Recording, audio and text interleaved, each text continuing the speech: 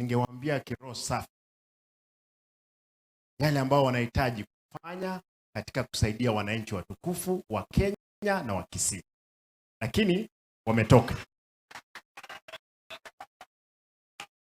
Na nitasema tu wananchi wasikize.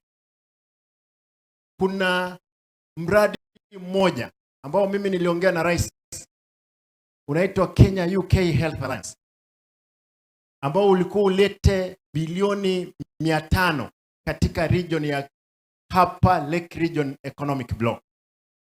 Kisii University ilikuwa ikwe hub ipate bilioni 150. Maseno ipate bilioni karibu 40, Bomet, Masinde Muriru. Lakini tulipokuwa tunaongea na mheshimiwa rais, huyu ambaye anapiga kelele hapa akasema kwamba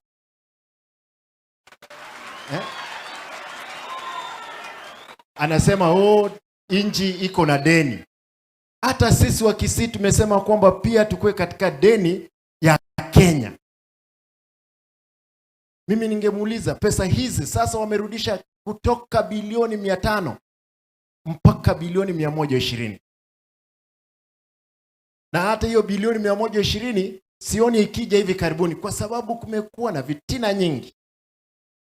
Mimi nataka niulize viongozi wenzangu, kama mngeeka nguvu ya vitina katika maendeleo, nchi yetu na kaunti yetu itaendelea mbele. Hii barabara peke yake hapa kwa mto daraja moja imeua watu wengi.